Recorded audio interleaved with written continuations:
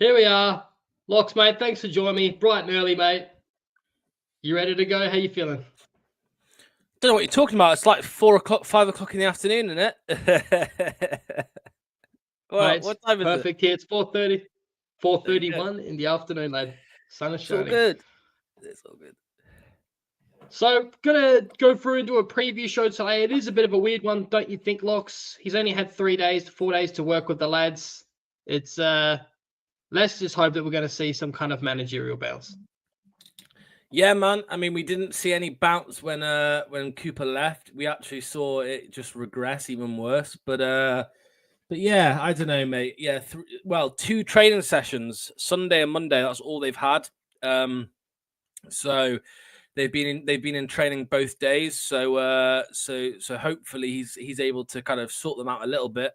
But yeah, it's a shame. It's only 2 days. It's a shame they didn't make like we keep saying. We've said it loads of times. It's a shame that we didn't make the change a little bit earlier, or at least bring Rude in a bit earlier. But hey ho, here we go.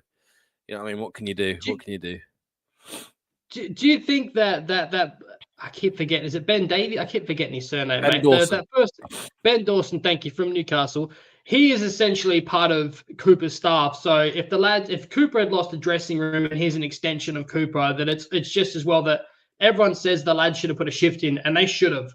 And that was abysmal against Brentford. But I wonder if they were just totally uninspired still by what's his name?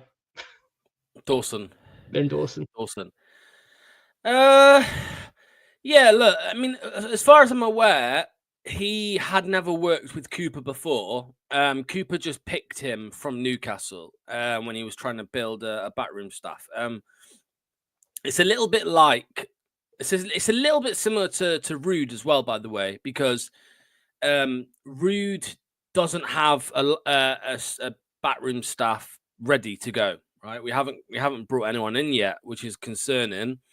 And it was the same with Cooper. Cooper had Alan Tate, this big slob, Alan Tate, to come in with him, but he didn't really have many other than that. So he also had to then go and handpick people, and that's what he did with Dawson. So I wouldn't say Dawson's so much, like an extension of Cooper, but of course it wouldn't have helped because Dawson has been there under Cooper all year, since the start of the season. So yeah, like I said, mate, it's a shame.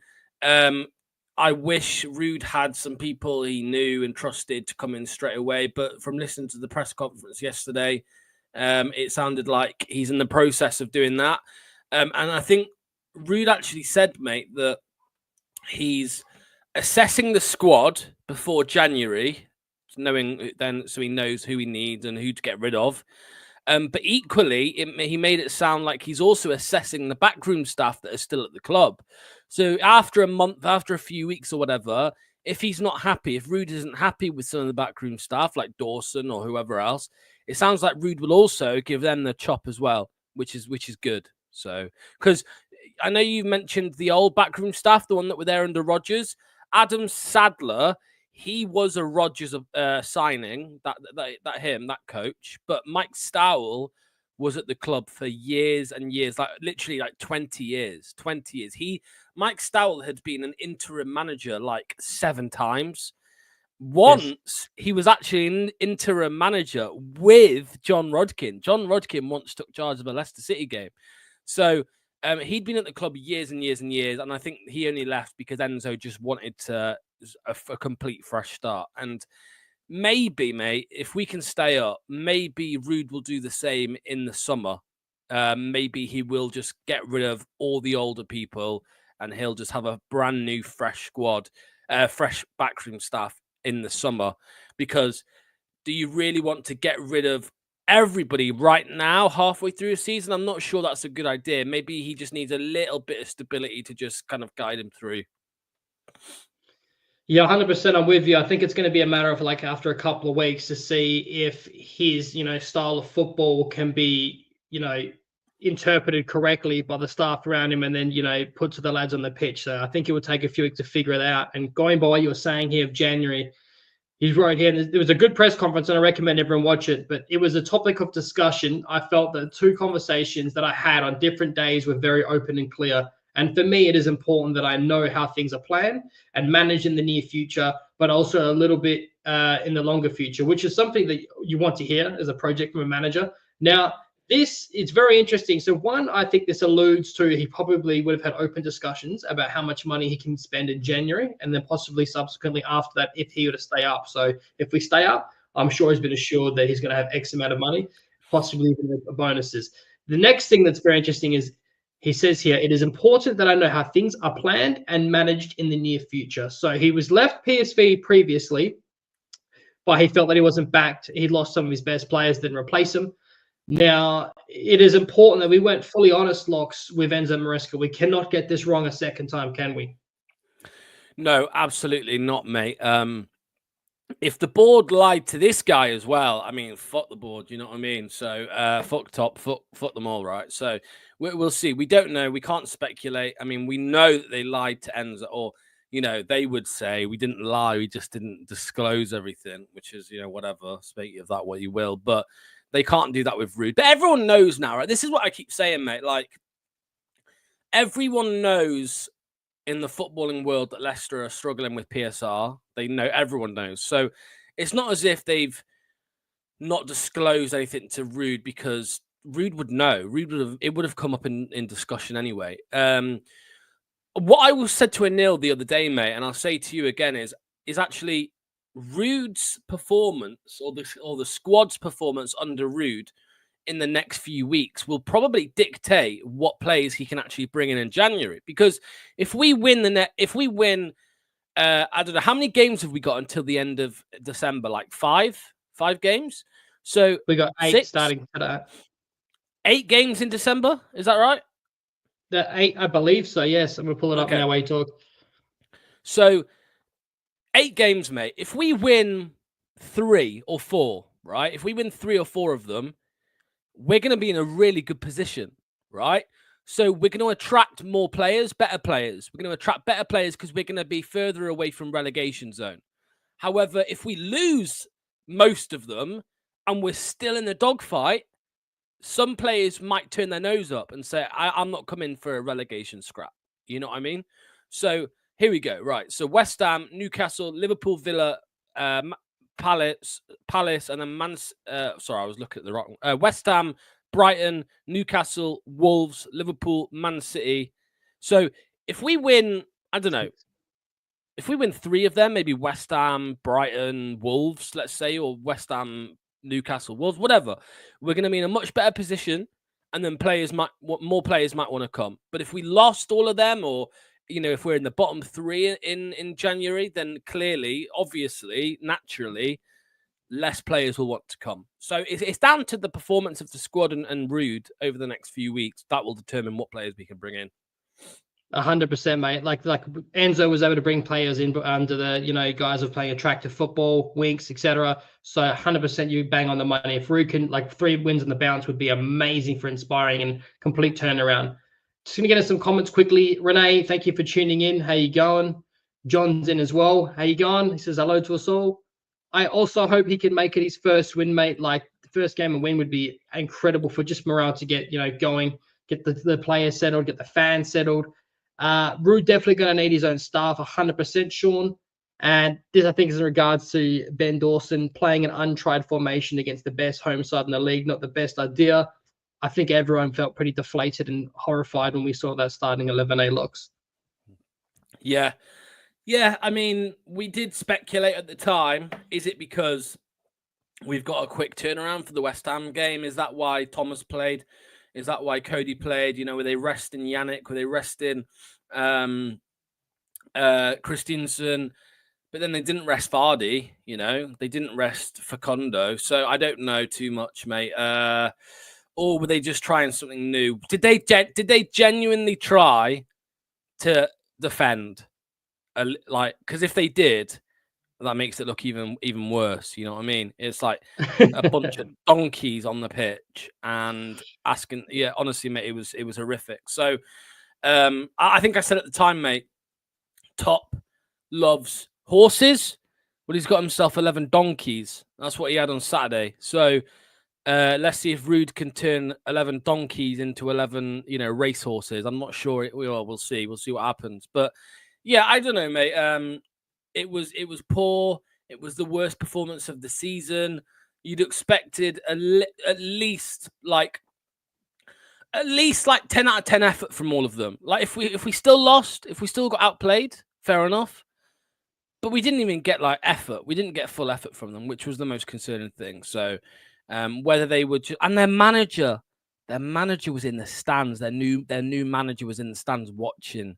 Like if I was him on Sunday morning, I would have walked in there and said, "You lot are fucking pathetic. What was that? You donkeys." And yeah, I don't know, man. I can't believe. I still can't believe they put in 2 out of 10 performances. I can't believe it. I really can't. He's got a fucking big job, bro.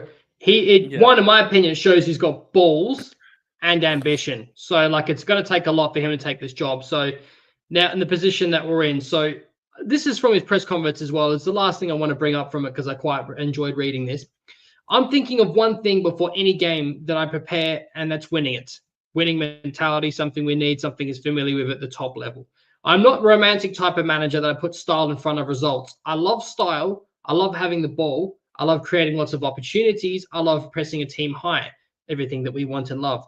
Because you have more of the ball, I love to create a lot of chances for our attackers. But we're facing opponents here, and we're not in the dominant side in this league. Now, that is what you wanted to hear, because that is a harsh reality that maybe we need to come off our high horse. And I think it would have been a different story in the end, Enzo. But Rude's here now, and a lot of people are saying we don't have the players to play that system of football under Enzo. Look what's happening with, I've just completely drawn a blank again, the lad that's now gone to Bayern Munich that was in charge of Burnley before. Company. Thank you, Company. It can prove they can work if you have the players to do so. That shows he's versatile. One criticism that Enzo got last season is he would not change it. He would stick to his style of play through and through and make maybe small adjustments. What are your thoughts on that there? He's a realist, do you not think, Locks? Yeah, pretty much, mate. He seems like, people are saying Enzo 2.0 to a certain extent. I mean, he does sound like he's not too stubborn. He will change the way we play against depending on who we're playing against. He's not going to set up the same way against Wolves as he will against Man City. So that's smart. Obviously, you say it's smart. It's just common sense, really. And that is one of the criticisms or concerns that people had for Enzo, right? That people said Enzo won't be good for Leicester in the Premier League because what happened to Burnley will happen to us. I mean, be careful what you wish for, idiots. Leicester Fan TV, Phil, whoever else, Jamie, you cooks, right? Listen, you are you wanted Steve Cooper. These guys, Luke, these people actually would have preferred Cooper. They preferred the prospect of Cooper over Enzo Maresca. That's how wild this is. The guy that will probably win the Premier League next season with Chelsea. It's crazy. And now maybe they've got somebody in the middle. Maybe this is what they wanted all along. Who knows? Although I already know that this isn't who they wanted. They wanted Potter. So yeah, it's this guy will have us playing the way that we need to play against those teams. Against Wolves, mate, and against, you remember Everton? Do you remember when we played Everton? We were just we just respected them too much. We were we barely laid a glove on them, mate. And when we play under Rude against someone like Everton, we'll go for it. We will go for it, and we will look to win the game. Whereas under Steve Cooper, inferiority complex or village troll, whatever you want to call him, he just thought, we'll be careful here. We'll sit back. It is Everton. They've been in the Premier League for years and years and years. Blah blah blah. It's piss off. Pathetic. And quickly pull up some comments and get into this next one. Simon, I hope he's not like Cooper in any way at all, mate. I can bet you fucking absolutely everything in my fucking bank account that he's not nothing like Cooper. Tell him how you really feel, Lux. Honestly, Rude seems like a mix between Cooper and Enzo, which weirdly enough I think is perfect for what we need this season. Enzo would force us to play a certain way, which could have fucked us in the Prem. It could have, but I think that No. like our recruitment would have been a lot better because it would have been suited to what Enzo needs had he still been at the helm. So that's my take to that. But I've got to stop talking about him. I've said that like 100 times now. Mate, if anybody thinks we would be signing Oliver Skip, Decordova Reed, do you think Enzo Maresca would sign these players? Are you mad? Not a chance. Not a chance, man.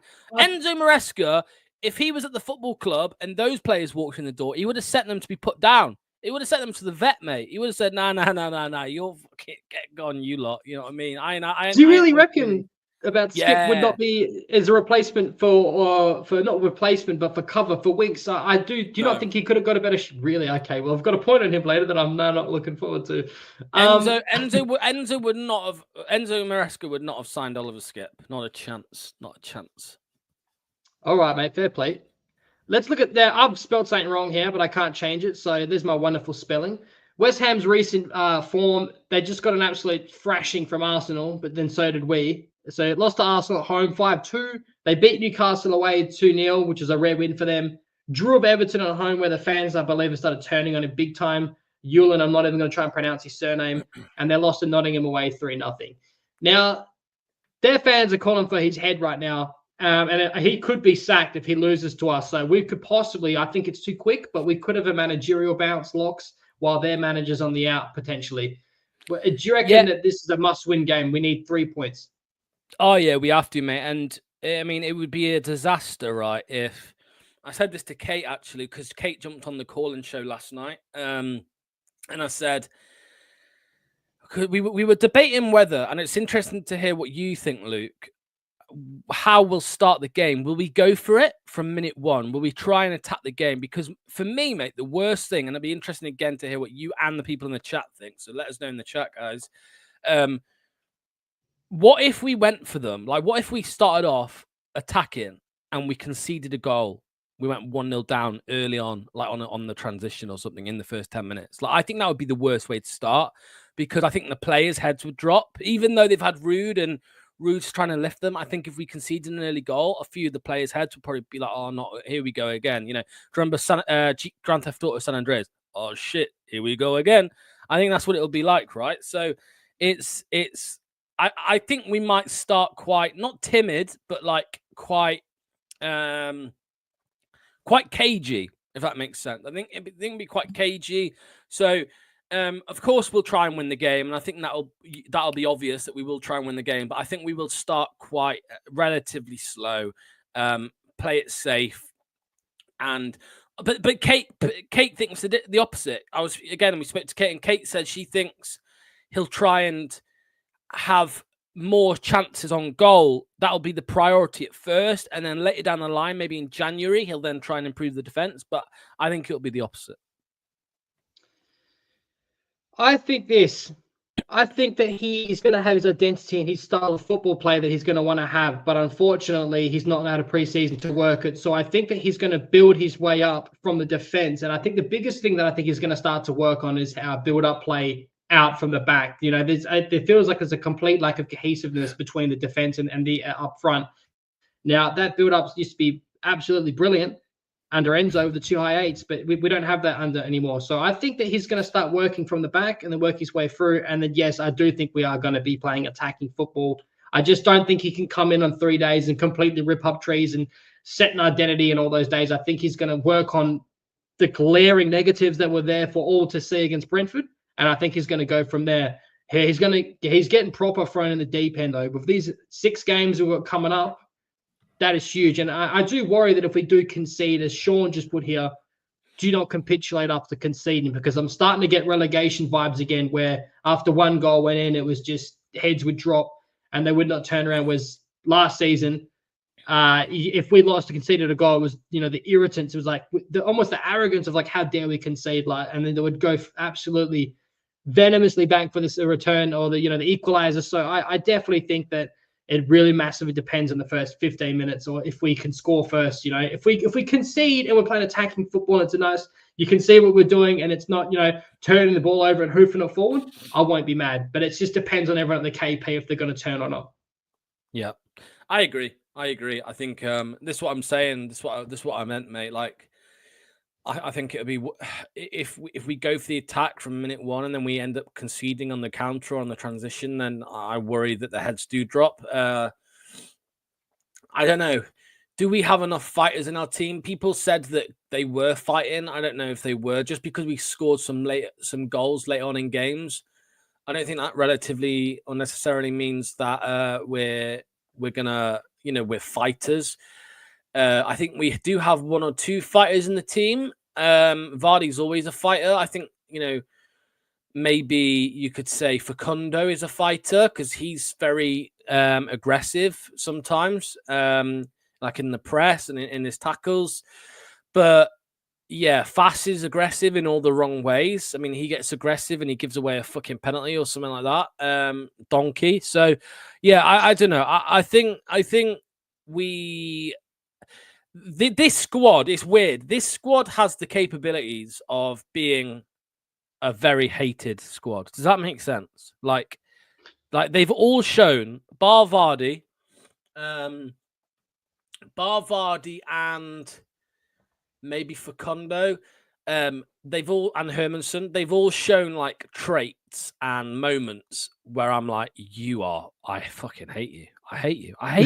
And I fear that if it, if we keep getting bad results, like the fans will hate these, start to turn on these players. I mean, remember the relegation season under Rodgers, mate. I mean, that was truly at the end of that season, like when Maddison left, like this is a, one of the best players in Leicester's histories. One of, right?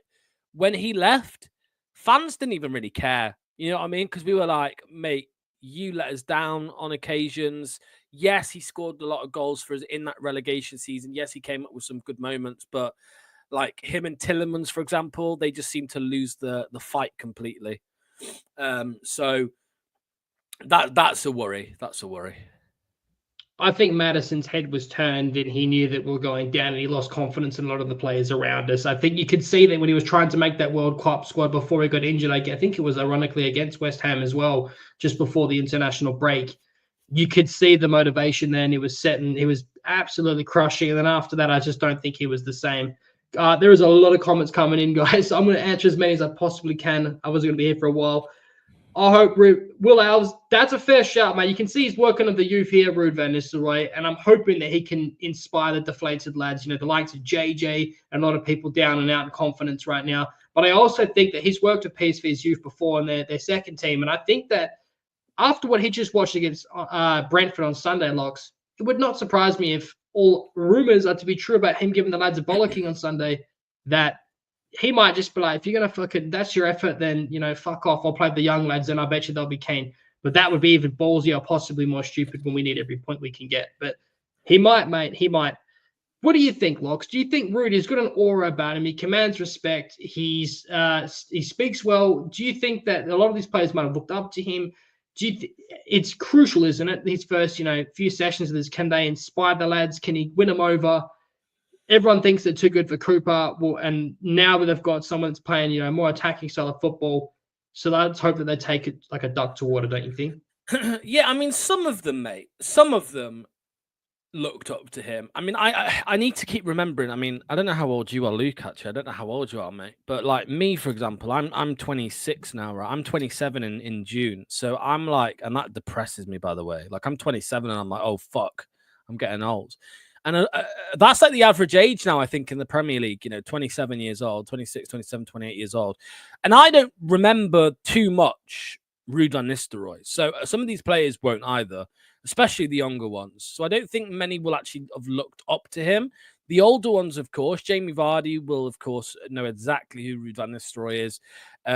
Like, for example, Patson Daka. No, I don't think so. I don't think he looked up to Ruud van Nistelrooy. But of course, he does have the same Sean. Why? Did you think I was younger or older, Sean, man? Yeah, so some of the players, of course, will. And he does kind of demand respect, but Luke, like, it depends how arrogant and how stubborn and how ignorant some of these players are. You know, we've heard things that they are quite, all of those things, quite arrogant and quite ignorant, and quite up their own arses. So sometimes you can't get through to somebody like that, mate. Like, it doesn't matter who you are. Sometimes you just can't get through to them types of characters. So it's a big task for him. If he does get into them, then fair enough, he's done his job well. But I do fear, mate. I do have a little worry inside that these players are, some of them, overpaid and just over arrogant. Yeah, that they don't really care who comes in. You know, like you said, we're hearing rumors that they were bollocked, and maybe a couple of them, you know, didn't like it, but, you know, suck a dick, you know what I mean? Okay, no. Right. This is going on by what you were saying. I don't think we're going to see too many changes. We know that he's not going to be able to implement everything once straight away, Ruud van Nistelrooy, but we know that he is familiar building the 3-2. He likes playing 4-4-2 out of possession, which is basically we're doing already, and, you know, more of a mid-block in possession. This is the starting 11 that I've gone for that I think we could very well see. I think this is most likely to bang on the 11, and this is not what I want to see, but I will get into it. JJ, I think this is a new leaf for him. If Buonanotte doesn't drift too much into the middle, he won't be as exposed, but that's up to Samari to be able to cover him as well. That's the biggest, obvious, glaring weakness right now. And JJ is going to be playing on Crystancio Somerville as well. They're well familiar with each other after last season. That is a matchup that does frighten me if JJ's down and out of confidence. So he needs to make a decent challenge early to get confident and you get some, you know, oomph back in him. Coley, now, it was mentioned in the press conference that he is training with the lads and he's available possibly for the squad. I'm hoping he doesn't get rushed in from that collision he had with Mads, but if he's available and he's ready, fucking let's go. Put him next to Yannick Vestergaard. No overall options. I don't want Thomas in. I'm sick of hearing you put a good effort in. I know that, but that doesn't keep you up efforts. So Christensen, he's not much better, but he can put a cross into the box with his left foot. Now, this is where it's interesting. Double pivot locks, Samari and Skip. You just slagged off Skip a little bit before. You say, I think we possibly overpaid for him, but I don't think he's been utilized in the right system. This is where I think I'm a little questionable about who's going to start here. Is it going to be Ndidi? I think he's been abysmal lately, so I've gone for Skip. El Canus is your 10. We do know that he likes pressing in possession sometimes with 2 10s around his, so it's something to keep an eye on. Mavididi has to fucking start. Everyone in the comments is surely thinking, why on earth has he not started every single game? Buonanotte on the right and Vardy up top. Now, I would imagine that possibly Buonanotte will be subbed for Ayew and Vardy for Daka. They're, you know, your alternate starters and finishers. Talk to me what you think about this lineup, Locks, and how far off it you reckon will be. I would. I also, yeah, I mean, on the call-in show, people were saying Luke Thomas and Hamza starting as our 2 fullbacks. I mean, Jesus Christ. But I'm down for Hamza. As you know, I'm down for giving Hamza a chance, mate, in the team. What has Justin done in the last few weeks to make us not drop him? Not much. And Ricardo's injured. So I think Hamza should have a chance in the team. Luke Thomas, no. He's a donkey. He's shite. He's awful. He gives energy and he gives, I don't know, passion. He's a passion merchant, if you want to call it that. But in terms of quality, he's terrible. So I don't want to see Luke Thomas in the team. So I would play Christensen there, and that I think that is what will happen. In terms of the midfield, I get it. I get what you've done, but I think it will be Ndidi. I really do. I'm not saying it's the right call, but I just think it will be. I don't know who comes out for him, whether it's Skip or Samari. I would guess it's Skip, so I would guess a midfield of Samari and Ndidi. But the rest of the team, I agree with completely. El Canus, Mavididi, Buonanotte with Vardy ahead. Maybe Ayew starts. I don't know, mate. I'm clutching at straws here, but I would much prefer the team you've got there. I'll show you what team I want to see, and it leads me into my final question to you that is going to be my hot experimental Oriental take of the day. Do you think that Skip can invert? Now, I have on good authority that he's played as a centre-back already for Tottenham and a right-back. Now, he's left-footed, I believe. I think that I would like to see him play that Ricardo role in that double pivot position. I don't think we'll see it straight away. We might not see it at all, but Van Nistelrooy is familiar with playing and building of a 3-2 shape. Do you think that he could possibly play that role? I think he's very, very decent pass on him. If he's not expected to be more advanced up the pitch, it's a physical presence, decent pace. I think he could play the Ricardo role alongside Harry Winks, just possibly maybe inverting off the other side.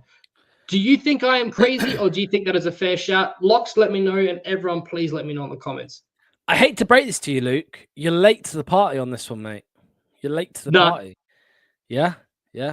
I don't know. 3 weeks ago, we did something on Fox's Den where we put forward our teams for the rest of the season, and I actually had Luke Skip. Jesus Christ, Oliver Skip. I had him inverting from the left. Because he inverted from the left, Luke, for Tottenham for 2 games. So when Udogie was injured and Ben Davies was injured last season, he inverted from the left in a game against Liverpool, and he was insane. He was really, really good. And then he also inverted from the left again the week after against Wolves, and he was shit. So there's a 50-50 chance it works. But no, I don't know. It's I had him inverted from the left. He has done it before. That would be the equivalent of Hamza inverting. But then he did it. He did it last season a couple times. Hamza did. So, but he's not good on the ball like Skip either.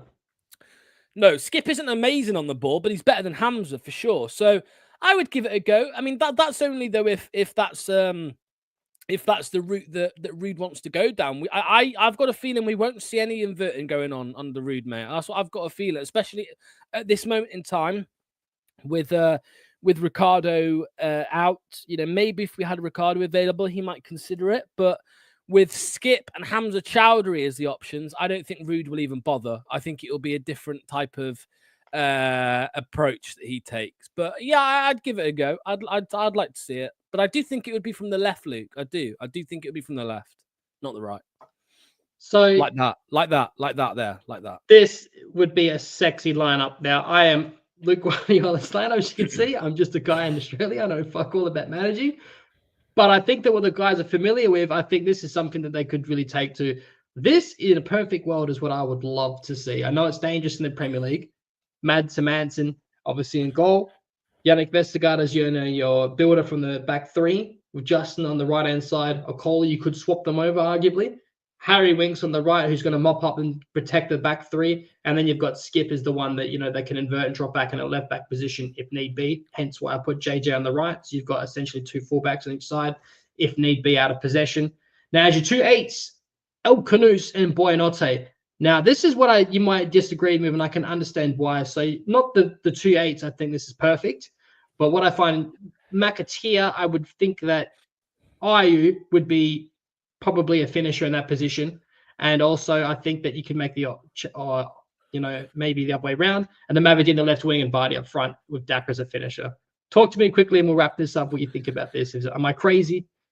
McAteer is rubbish. So, yeah, you're crazy just because of that alone, I think, mate. I don't like McAteer. People keep telling me we should try and use McAteer where we can. No, I disagree. I think he's terrible. I would rather Jordan Ayew there than McAteer, mate. I'm not even joking. Like, I really don't like McAteer. I'd rather give Will Alves a go or something like that. But for me, mate, I really don't like McAteer. I don't think he's good enough for the Premier League. I think he should be in the Championship. I think that's where he belongs. I don't even think he's a great Championship player. I think he's a good Championship player. So I don't want to see McAteer. No chance. Okay, fair enough, mate. Well, look, guys, we're going to wrap this up. Everyone, I'm sorry I couldn't get all your comments up. There was a lot of them flying in. I really appreciate it. If you could please consider subscribing if you haven't. It takes 1 click. I would really appreciate it. Go ahead and subscribe to Locks and his channel, Blue Tinted Glasses, where you'll find me for the match day live later today with him and Anil. Have you got anything else coming up in between then, Locks, you want to give a shout out to? No, nothing yet. Sorry, nothing today. Well, other than Match Day Live, we'll be live from 8 p.m. So that'll be a good one. We'll see Rude's first game. Anil will be wearing his turtleneck. And Luke, I'll be really disappointed if you're not wearing yours, mate. I really will be disappointed. Mine is coming, and I'll have it ready for this weekend.